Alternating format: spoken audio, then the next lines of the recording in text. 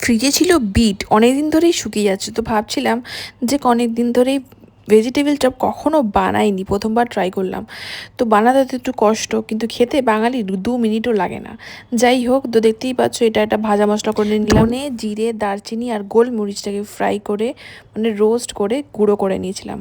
এই দেখছো স্ট্রাকচারটা। এবার আর কি, ময়দার ডিপ করে আর ময়দার জলে ডিপ করে আর ব্রেড ক্রামসে ডিপ করে ফ্রাই করে নিতে হবে।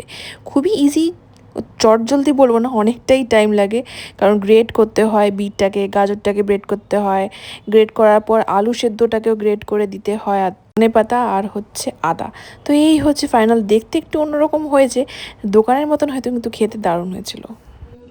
তোমাকে শর্ট ফর্মে কেমন লাগছে? দারুণ, একদম মচমচে, ভালো লাগছে? সবাইকে বলবে এরকম বানিয়ে? না, ভেতরের যে স্ট্রাকচার গুলো, গাজর, বিট, বাদাম, এগুলো আউটস্ট্যান্ডিং ছিল, আর মচমচে হয়েছে। নেক্সট টাইম আরো ভালো হবে, বাট অনেক টাইম লাগে, এটাই আর কি।